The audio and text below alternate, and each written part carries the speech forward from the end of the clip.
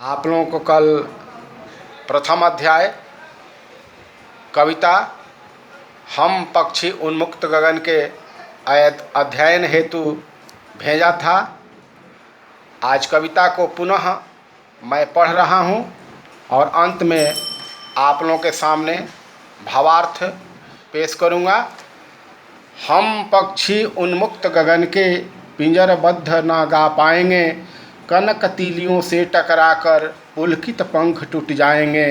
हम बहता जल पीने वाले मर जाएंगे भूखे प्यासे, कहीं भली है कुटुक निमौरी कनक कटोरी की मैदा से।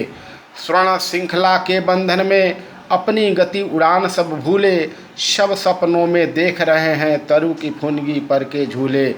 ऐसे थे अरमान की उड़ते नील गगन की सीमा पाने, लाल किरण सी चोंच खोल चुंगते तारक अनार के दाने।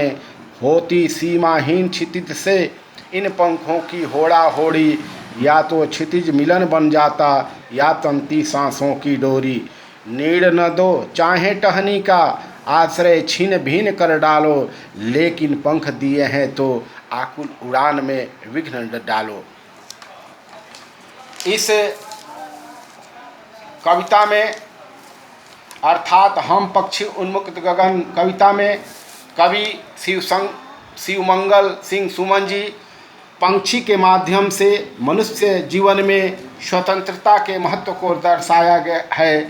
कविता में पंछी अपनी व्यथा का वर्णन करता हुआ कहता है कि हम पक्षी स्वतंत्र आकाश में उड़ने वाले हैं, अपना गान हम पिंजरों में गा नहीं पाएंगे। कविता के माध्यम से पंछी का कथन है कि हमें खुले आसमान में विचरण करने वाले प्राणी हैं। हमें पिंजरे में बंद कर देने से हम अपनी सुरीले आवाज़ को भूल जाएंगे। हमें सोने के पिंजरे में मत रखना, क्योंकि हमारे कोमल पंख पिंजरे की तीलियों से टकराकर टूट जाएंगे और हमारा जीवन खराब हो जाएगा। हम स्वतंत्र होकर नदी झरनों का जल पीते हैं, पिंजरे में भला क्या खा पी पाएंगे। हमें गुलामी में सोने के कटोरे में मिले मैदे से ज़्यादा स्वतंत्र होकर कड़वी निबौरी खाना पसंद है।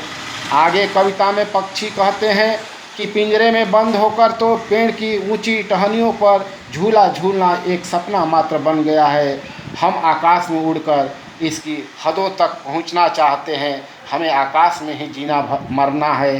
अंत में पक्षी कहते हैं कि तुम चाहे हमारे घोंसले और आश्रय उजाड़ दो, मगर हमसे उड़ने की आज़ादी मत छीनो, यही तो हमारा जीवन है।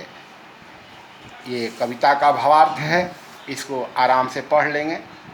धन्यवाद।